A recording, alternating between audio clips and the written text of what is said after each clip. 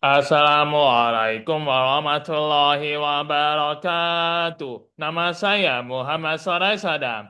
NIM saya 24030 15030. Kelas saya 2A. Ini saya mempresentasikan tugas organisasi dan arsitektur komputer tentang VRM Voltage Regulator Module.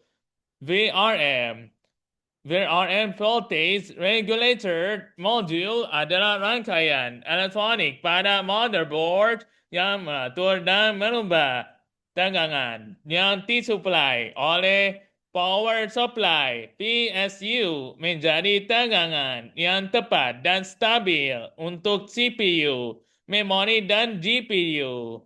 Fungsinya merubah tegangan dari power supply, misalnya 12 V, menjadi tegangan rendah, misalnya 1,1 V sampai 1,5 V yang dibutuhkan oleh CPU, GPU, dan komponen lainnya, menyediakan suplai daya yang konsisten dan stabil agar prosesor bekerja optimal, terutama saat beban tinggi atau overclocking.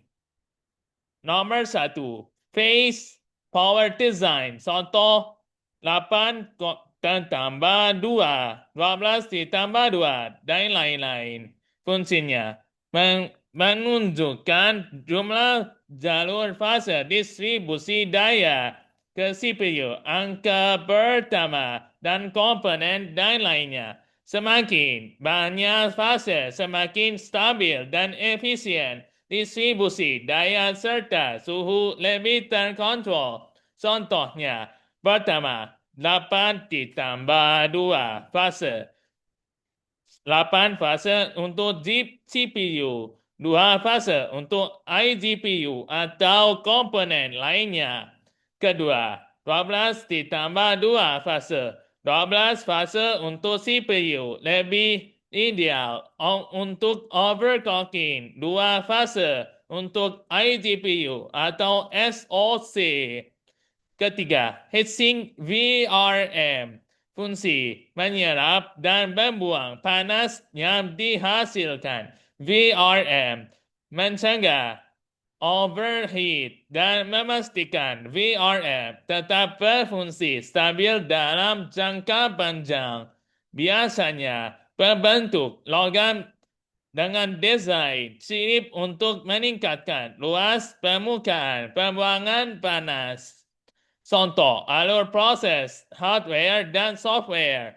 Hardware layer pertama, power supply unit, PSU, mengirim tegangan 12 volt ke motherboard. Kedua, VRM menurunkan tegangan 12 volt menjadi 1,2 volt, misalnya untuk CPU. Ketiga, fase power design mendistribusikan beban ke beberapa fase, misal 8 fase CPU, 2 fase SoC. Keempat, heatsink VRM pembuang panas dari kerja VRM agar tetap stabil. Kelima, CPU mendapat tegangan sesuai kebutuhan dan mulai bekerja. Software layer. Keenam, BIOS atau UEFI membaca konfigurasi VRM dan fase serta BIOS mengatur profil daya atau power profiles. Ketujuh, OS misal Windows atau Linux berjalan dan BIOS melakukan monitoring suhu VRM lewat aplikasi HW Monitor, HW Info. Kedua, mengatur power limit, overclock, atau underflow. Misalnya, lewat Ryzen Master, Intel XTU.